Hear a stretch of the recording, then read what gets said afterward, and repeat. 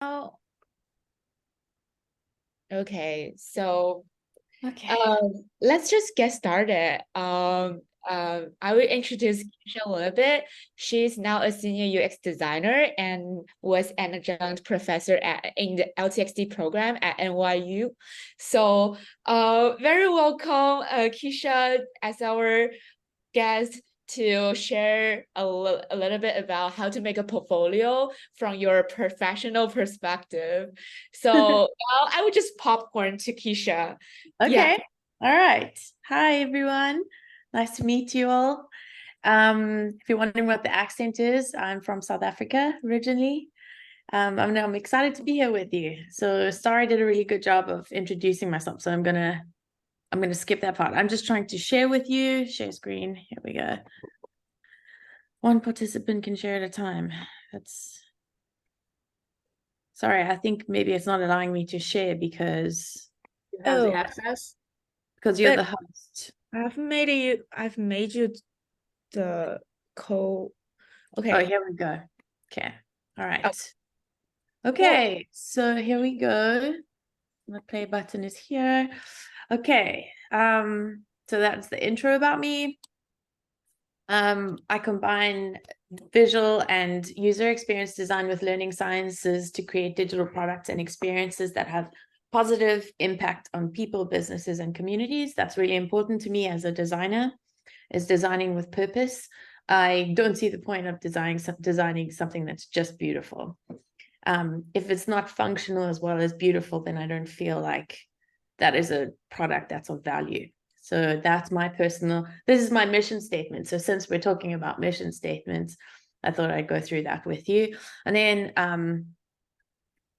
I'll be speaking about that more. I just put a little bit about myself so that people could understand who I am. So I really enjoy working collaboratively with others who appreciate design craft, strong research, strategic goals, functionality, and good coffee.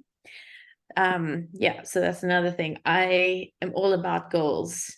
And if you don't have goals in the world of creativity, you can quickly get lost. So I'm going to talk a lot about having a mission, staying true to your North Star, which is ultimately your goal and your vision, and then take it from there. Right, so here is the agenda for today. Joanna Ding. Will you guys please admit people as they come in? Thanks. yes. Okay, so we're going to discuss what is brand identity. I'll go through a brand identity example with you.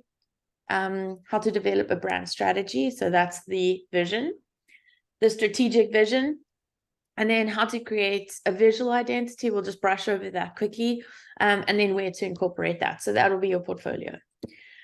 Cool. So what is a brand identity? Does anybody have an idea of what that is? Just to get an idea. Anybody? Send an emoji. No. Let's see in the chat. Yeah. You can either just yourself or put your answer in the chat box. Yeah. Okay. Right. So this is the classic question, right? It's time to create a digital presence, but where do I even start? Everybody's so overwhelmed by this, and especially as a student coming out of college, as a fresh grad, there might be other people who have continued studying after being in the professional world, so your opinion may be different. But I'm talking to you as a student that's just come out of college and you're going, I don't actually have any content. I don't have anything to put in this portfolio. So what, or put on my website? What am I going to say? So I'm going to give you a bunch of ideas. Basically, this is the plan, right? You're going to start with a plan. You're going to brand yourself, which is similar to how you brand a business. So the language throughout this deck at the moment talks more about branding a business, but just think of yourself as a business or an entity. Okay. So branding yourself tells the world who you are, what you're about, and what people can expect. So that's the first part you put in this portfolio. Even if you don't have a portfolio piece, you are the portfolio piece. You can think about it that way. So your portfolio is, imagine it's you without you being present in front of a person. So I think that's the best way of putting it. Right, it helps to identify a person or an entity, and branding is how the world perceives you.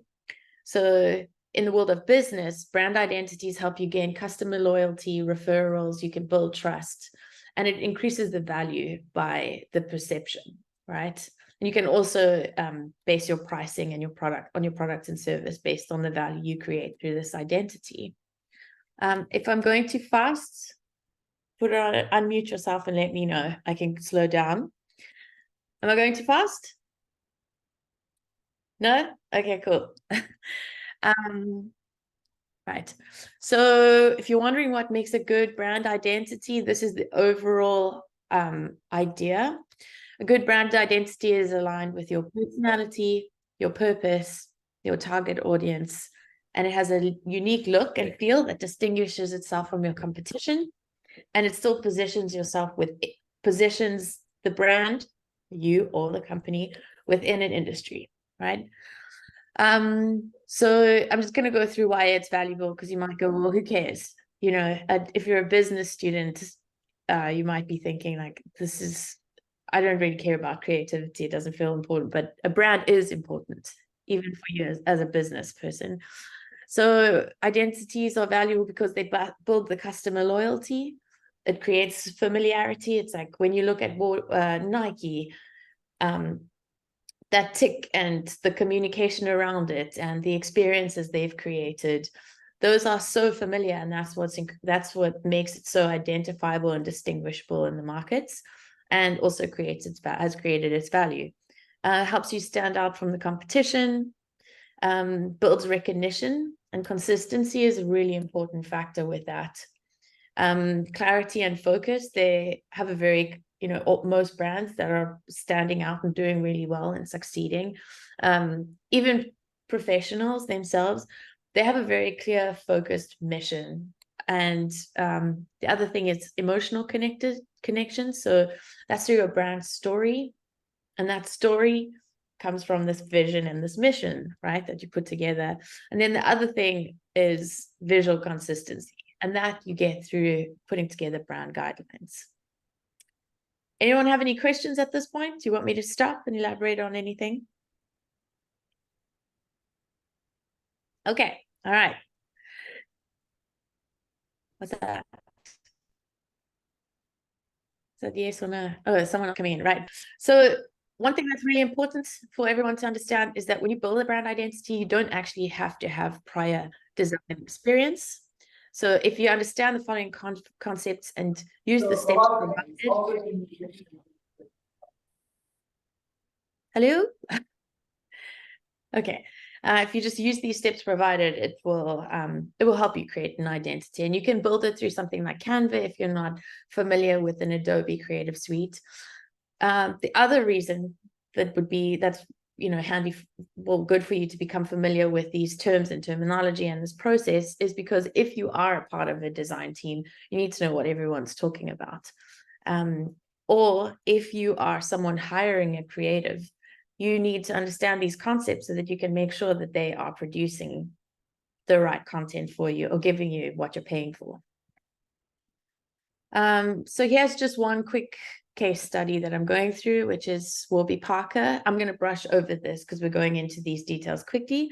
So their brand identity is really simple.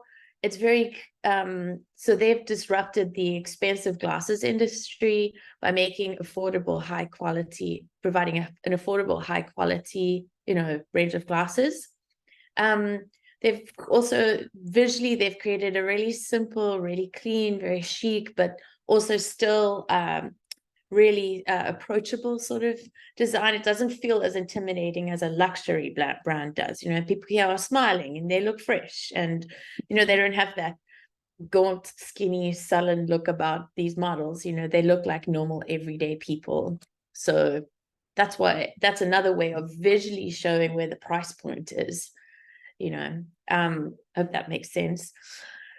So the other thing they've done is they've used this sort of sans serif typography, which feels like luxury, but still slightly younger, because their target audience, as you can see, is predominantly slightly younger. So more young professionals who can afford these glasses.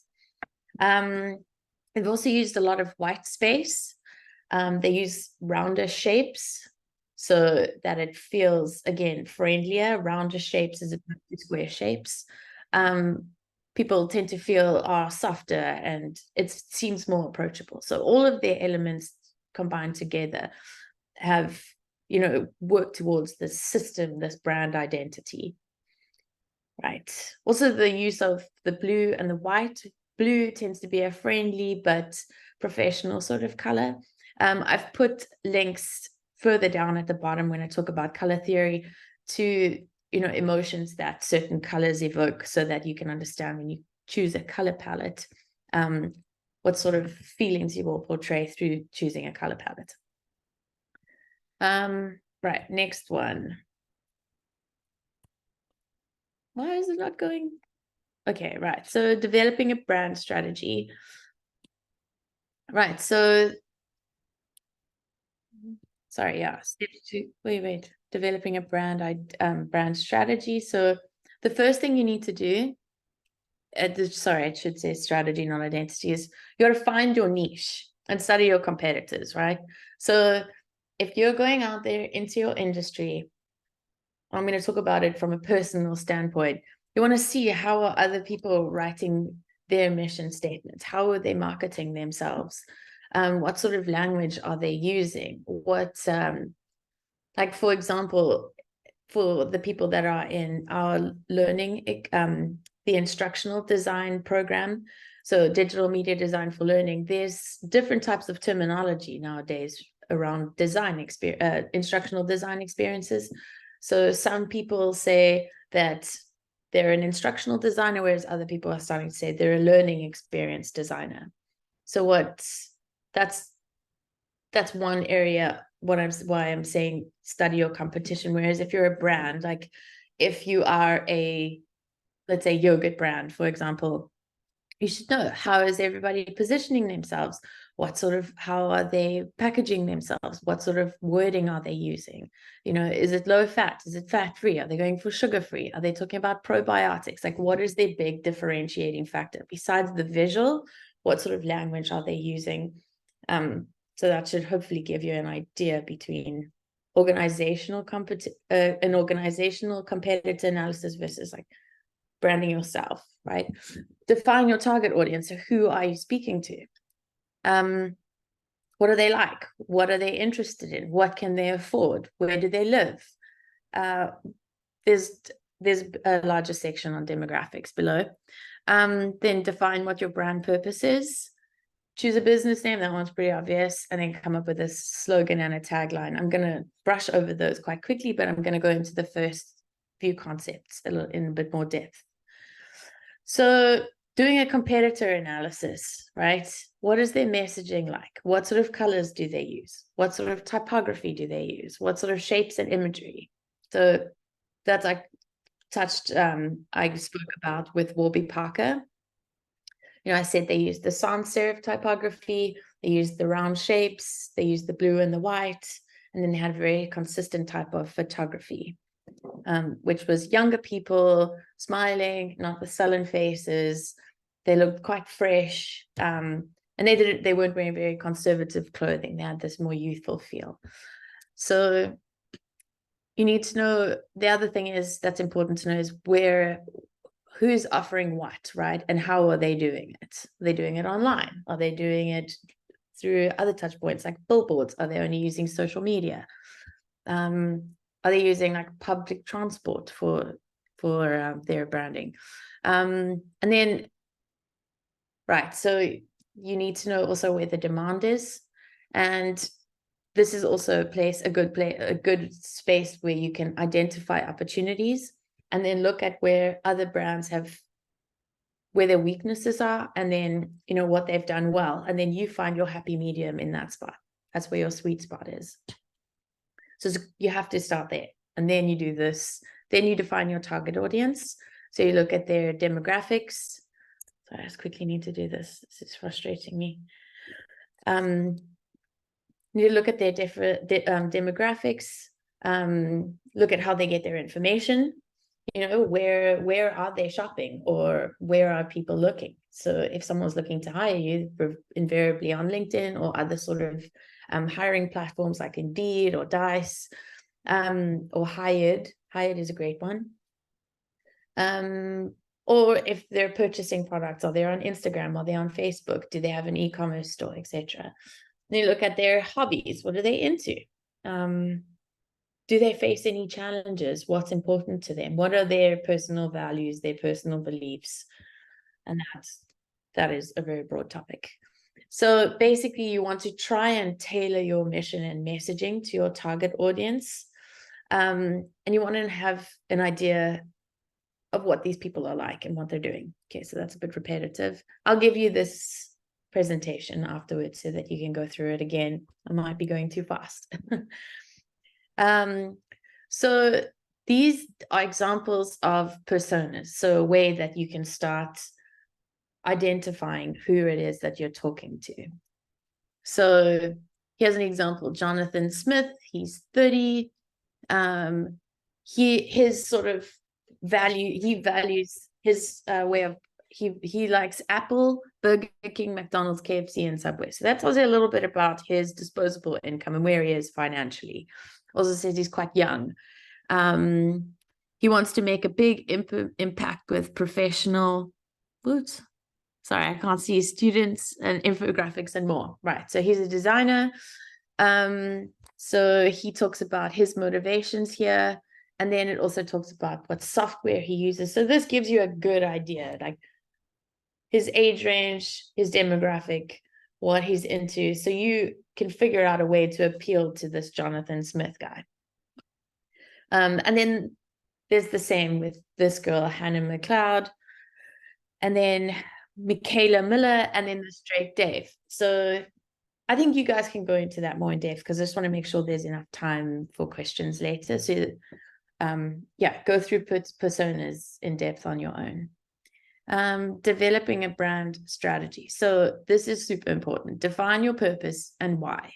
So what is your company, or what are you passionate about? What's the reason for your existence? Do you stand for a cause? How does your brand achieve its mission? What actions does it perform? What are the attitudes and behaviors that are displayed by this brand or by you as a personal entity? So all of these factors together help position itself, but also when it comes to creating a visual identity, gives you a very clear sort of direction, because creativity, or once you start diving into the creative world, you can drive yourself insane because creativity is infinite. There are so many possibilities, but if you give yourself these sort of safe space and these confines, it helps you get to a point where you go, this project is finally done. Yes, I could do some more, but it feels a lot more like it's ready to be handed over. That's really important as a creative. You'll see it as a young creative. That is something you really have to spend time learning to become more disciplined about, is that how do I create these boundaries for myself so that I can actually meet a deadline, because your clients have expectations of you and your employers, of course. Right, so purpose, the reason for your brand's existence, right? So when I was talking about my introduction, like my purpose is to create beautiful, meaningful products, and that's also my value. Then it's like the what. So what do you want to achieve? I want to achieve making these products. And then how I do it was I combine cognitive science, user experience design, and user interfaces design principles and theories together to create these products, right? Here's also another way. I've created a pack that you guys can have at the end, and it goes a little more into how you create these mission statements. So this is an overview. It's a thoughtful process that involves distilling the essence of your organization or your personal purpose, values, and goals into a concise and impactful statement. You should never let it be longer than 3 or 4 sentences. That's how you pull people in. And then also when you want to go back to, like how I was saying, when you become confused or you feel overwhelmed by this identity, and the strategy that you're creating, you got to go back to the original goal so that it can bring you back to the focus. Yes, I call it your North Star. Remember, it's your North Star. Here's an example of a company's mission. Again, I need to move something out the way. It keeps moving into my way. Right, so this is Slack, right? Their mission, how they're doing this, is by working with global partners and developers to build apps and integrations that streamline work and automate mundane tasks to bring context into conversations. That's their mission statement, right? So by reading their vision, you can get an idea of the platform's simplicity and the productiveness, right? So that they can create a pleasant workspace that is more collaborative and efficient, instead of people using multiple different platforms to communicate. This is a good recipe for developing a brand strategy for yourself. You go, this is the simplest way to do it. I or we do this by this in order to. I feel like that's the simplest way that I could have helped you come up with your own mission statement. So here's also more examples of personal mission statements. When we come to portfolios, when you have no content, you have very little to say, these two examples could be enough for this portfolio, right? So here this guy's got a headshot. He's got quick links to his Facebook, his LinkedIn, his Instagram. He's got his name and he's got his mission statement. So you could have a one-pager. That's enough. And it could say a lot to people, right? This look and feel says quite a lot. This guy's a very serious chap, but he's also quite professional. And then there's this lady who's the chef at the bottom. You know, she uses these lighter colors. You can see she's a chef, but she's quite creative. She's very, focused on nutrition and healthy eating. So that's where those are her values. And that's where she gets her inspiration from, is cooking healthily. So she's created her personal brand by using this more sort of sans serif text. So I'll go into typography later, but so that you can understand what I'm talking about now. Do you see this text on the top left? Take a look at it if you can. I can't seem to zoom in whilst I'm. Well, let's take an example. This text that I'm using here, it doesn't have those little slants on the end, right? Do you see? So that's what we call sans serif typography. It's clean, it's very structured, very linear, if that makes sense. Whereas this lady has got these little serifs. God, I wish I could do this better. Do you see at the bottom right, the typography that she's used? It is quite elegant. I can't hear anything, so I don't know if you guys can hear me or if you're following with me. Okay. Maybe you can like exit the presentation and then zoom in if you want to. Okay. All right. Here we go. There. Here we go. Okay. So do you see here? There's these little serifs on the end of the text. Yeah. Yeah. Right. That's called a serif font. Right. Whereas this over here, you can see in these letters, this W, there's no slants or anything on the end here. Yeah. Right. So when I talk about serif typography and sans serif typography, you can see. Okay. All right. So you can see this lady's identity. She's trying to say that she's a little bit more fun and friendly. Whereas he's gone quite serious about, you know, you can see he takes this whole sweating thing very seriously. And he's branded himself that way. But she's also serious, but feels warm, and she's all about cooking and building community and making good food, taking care of people. Okay, this I'm going to skim over. So choosing a business name and developing a slogan or a tagline. That when you're branding a business, these two are important. When you're branding yourself, I don't think it's that. I don't know if it's that important, might be overdone. You can click on these links and it will take you to resources that elaborate further on these concepts. Let's see what it's saying in the chat. This is really helpful. I'm afraid I have to go. Okay. Sorry, just checking. Something's not super important. Okay, so creating a brand's visual identity. This is where I get super excited. This is the fun part. This is normally where everyone starts to get overwhelmed because you're like, I don't know where to start. But it's great. It's fun. And it's not artsy fartsy. There's a difference between art and commercial art. This is commercial art. This has a strategy. This has a clear goal. Oh my gosh, sorry, I'm quickly going to close the door. It's loud. No worries. Take your time. Here we go. Yeah, right. So the elements of a brand identity are obviously the brand name, the logo, the color palette, the typography, the product or service, and the brand story. These are the essentials, okay? Then the other parts are nice to have. So long as you have the left side, those are your basics. The right-hand side, like I said, nice to have, okay? So when you design a logo, it has to capture the essence of the brand. A logo doesn't have to be an icon. It can also just be typography.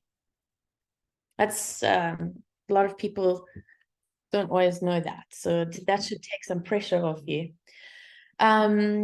Again, I'm gonna skim over certain things, but the color palette, you want to choose like one color or two colors, 3 to 5 colors. Your basics is always going to be black and white. And then typography, I spoke about the difference between sans serif and sans serif. I've put a link to a resource that can choose typography. There are also websites that give you combinations, so you don't have to go, I don't know what I'm doing. This is not my world of expertise. You go and you use those resources out there. You guys are so lucky you have that stuff available to you. I didn't have that when I came out of college. So I also wanted to go through a quick visual identity. So I thought Uber's would be a good one to go through. So when Uber recently when they rebranded, what makes them so iconic is this color palette. So these are all of their colors. Their primary colors are, oh my God, I'm going to go through onto the website instead. Uber. There we go. So here, this is the entire case study of what Uber wanted to achieve when they created their brand identity. They were going for a holistic brand system that's really, they call it instantly recognizable and works around the world. So they had to create a global language. That's also something important to remember when you're communicating, when you're thinking about your voice. Where are these people? Am I communicating to a global audience or to a local audience? So here they've put together their basics, right? So we're saying to you, color, typography, and a logo. Those are your essentials. And then obviously your voice. So here's your color. They've put their palette together like this. These are their primary colors, black and white, like I was telling you. And then this is their safety color. So that's their main color. So this is also about accessibility because they speak to such a wide global audience. This is a color that everybody should be able to see. And then these are their second colors, their accent colors. So because they're such a big business, they have so many different touch points and they have so many different types of campaigns that they would need this level of variety. Whereas if it's just you branding yourself, you don't necessarily need that level of variety. You could have 3 colors if you wanted.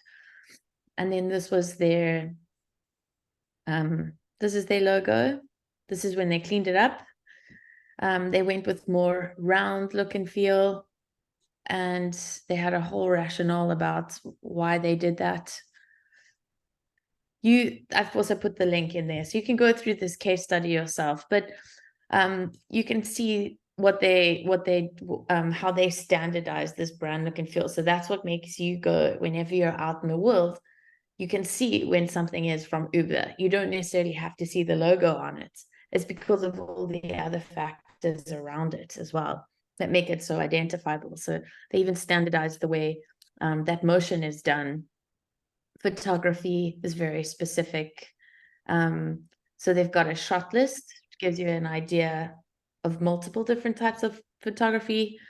Then they're also really focused on real people and real stories. So it's accessible for everyone. Again, that's about the voice. And then this is the illustration style. Hello, whoever just joined. Okay, I'm going to move on from this. Right. So this is, definitely go and have a look so that it could make a little bit more sense to you. Then this was a personal identity. So I wanted to show you this because we're also talking about branding ourselves, right? And portfolios. So this girl created her own brand identity. So here is her logo. And she used this really bold sort of sans serif typography. And she created an icon for herself with this unusual type of typography as well, which is just the K and the M, and it formed this little star in the middle. And then that's how she created her set of icons. And then she chose this color palette, which she puts here. So she has her two main colors, the black and the white. And then these are her extra colors, these three colors, right? So you're starting to see how the color palette, these three things start to work together, the typography, the color, and the layout as well. You can click here to go and see her identity. I'm just worried about time. 12:09. Yeah, so I'm just going to try and go through faster. Okay, talking about portfolio, creating a portfolio. Here we go. So again, this is the question, where do I start? I say choose a site builder. If you're not proficient with design and you have no design experience, I recommend that you go onto Squarespace. They have tons of templates that you can use. Just personalize those templates by using your own photographs or your own content. Put your own color palette in there and then choose your typography, but don't mess around with it too much, especially if you don't have experience, because everything makes sense. They've already designed it to spec. The second thing is buy your domain. You can also do that through your site builder. Gather your brand identity assets. So I forgot to finish that sentence, sorry. Just remember all of your assets together. Find some creative inspiration. So go and look out, if you are feel a little bit more comfortable and want to be a little bit more bold, exploring creative layouts with your portfolio, then go and find that inspiration. Go and look. I can go and do this with you because I think we have enough time now. Go and look, like let's say go to Pinterest, right? Pinterest. And then look for layout designs. Then you can look for different kinds of inspiration. You can go, oh, wow, I really like how they've used this blue. I like how they've made the numbering so big. Or I like how they've used this combination of yellow and cream and black and white photography. And they use the sans serif font, and they make certain words really bold, and they play with the lettering. They don't put the lettering, across and down and left aligned. What else? Let's go more for digital layouts. Digital.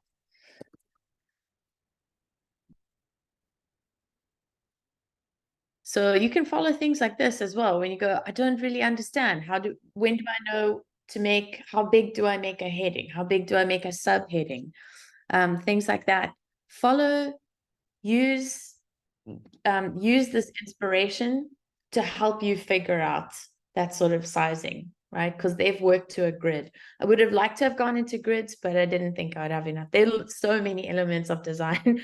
I try to make this as you know, overarching as possible, high level, because there's just not enough time. This is months of study. So that's why I say just go and look for inspiration and draw from the principles that they've put in. Like you see here, they've used the black and the cream and the green, and they've used, it's very fast. Sorry, I'm going to go here. But they've used these outlines with these basic shapes. Again, use black and white photography. Then also their pricing is this sort of more sans serif, and it's italicized. So they've, you know, made it very clear when it comes to the e-commerce side of this platform, you can see pricing really quickly because they want you to buy something, obviously. But that's your price point is a big decision-making factor. So they've made the price really stand out so that you'll be quick to put it into your cart. Right, I'm going to step away from that for a second and go back to this presentation. All right, then curate your content. So what are you telling the world, right? And what are you showing them?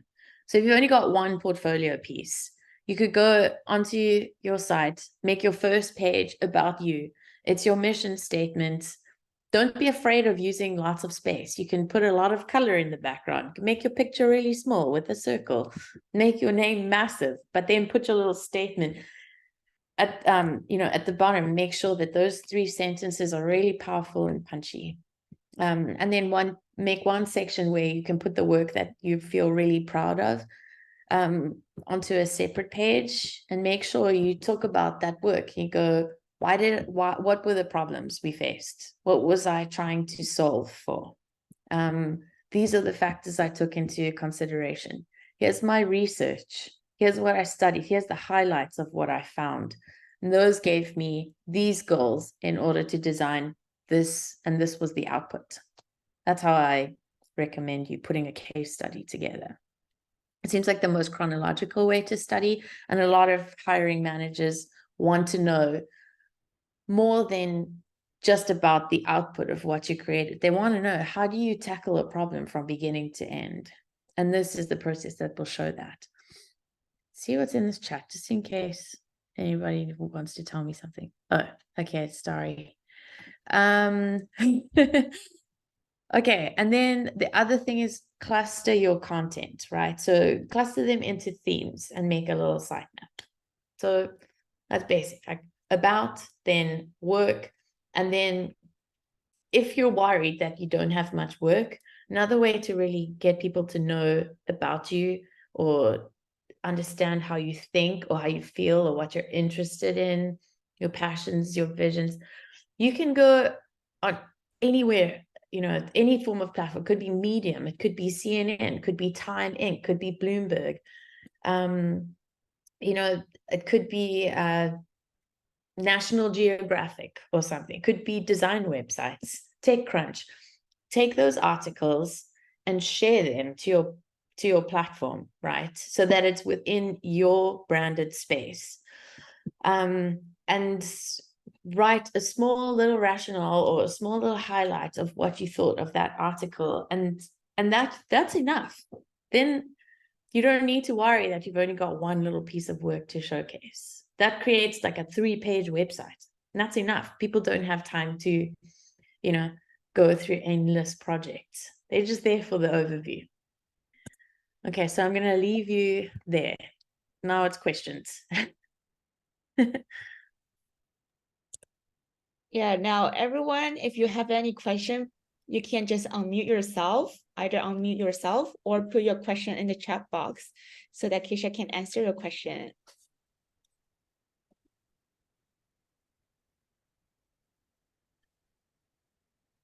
Where is my chat box now?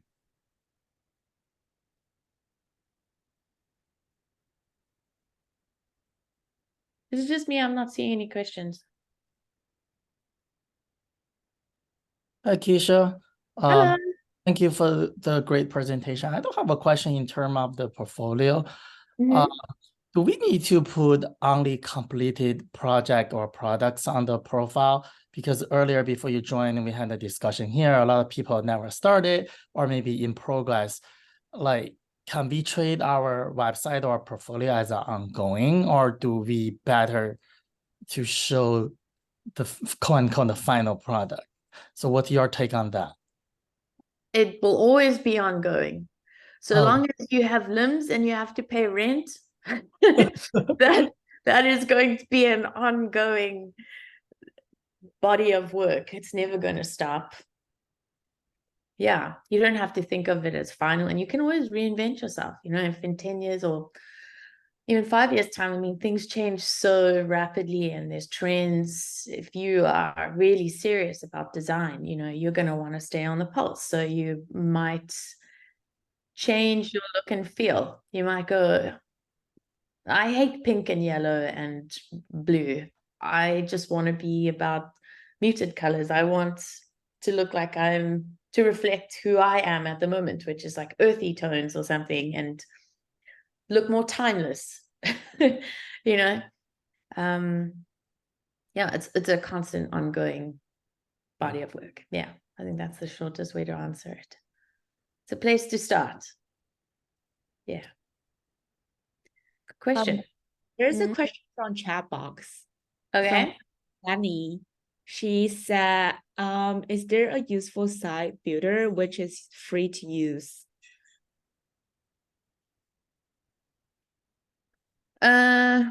Free to use. Gotta be honest with you. The free ones. Sorry? You better pay for one. You know, I just think the free ones are complicated. They're so complicated. They're not as user-friendly. And the reason why I always suggest Squarespace is because it is beautiful and it allows you to spend more time focusing on the content that you're putting into that site. So from what I know, like, depends on what your domain is. So it's a cost up front. So your domain can range from like $20, sometimes $12 to $20 to $50, depends on what it is. And then you can always change it around to bring down the price. You add a dash or something like that. Try and obviously not make it too complicated. And I definitely don't recommend putting .org at the end unless you're planning to be an organization. Hope I'm making sense. But with Squarespace, you can spend, I think it's about $12 a month or so to have a personal website. And I feel like when you're branding yourself and putting yourself out there, it's a worthwhile expense. But I know when you're a student, it's so daunting having payments. But this is the type of thing that's like an investment, because everybody asks you for a portfolio when when you're applying for work. So I think if you can fork out the money, I would definitely recommend doing that. Just gives you more of a professional edge. Yeah, I agree. Like, I spent a lot of time learning how to use WordPress. Actually, it's free, but I did spend a lot of time learning how to use that technology rather than focusing on my own content and design things. Yeah, totally. Okay. Anybody else have any more questions? Nope. Okay, so if Sorry, I have another question. Okay. So Starry put the takeaway in terms of the color theory, like for a non-design background people, like where can we learn a little bit more? Because technically, when I see this color theory and also you introduce the color like from different combination, that's remind me about the 508 compliance. Because like I was wondering in this field in the UX design, besides the great idea, the creativity, but how much in terms of the 508, the accessibility compliance we need to meet to compliance with. You know what? I'm gonna answer that in two ways. Actually, and then I just realized the time. So if you feel like you're not confident about colorways, honestly, there are so many beautiful colorways, color palettes everywhere. I just use Pinterest as my main source. But I mean, look at this. And it gives you all the hex codes, which is great. Then something that I do, if you are, so you seem to be a little more fluent already, you can go to this great website called coolers.com. Coolers.co. Then you start the generator. So you can go in here, you can take that image that I just took now. Got so many things open here. Shit. I want to go to my desktop and I want the screenshot open. Okay, so then you go and you put all these colors in here. It seems like it's pre-selected it for me. And you go next, open in the generator. And then check this out. Gives you the hex codes, but when you click on it, it gives you all of the different readings. You get HSB, HSL, RGB, CMYK, lab. This is really helpful, especially when you're building a digital platform. Like in Squarespace, when you want to go change the color palettes, they sometimes ask you for the HSL color and not just the hex code. Is everybody familiar with that? A hex code is basically how, oh, but you know about this color compliance. Sorry, okay. This is a hex code. This is the most common way that computers read color. See this D19? They always put a hashtag in front of it. Yeah. So then when it comes to compliance, there's another type of software, and I cannot remember it for the life of me right now. We had to use it when I was working at DirecTV to test colors in terms of accessibility. So when you go into this space here, it gives you all of these different shades. You see that? From lightness to darkness.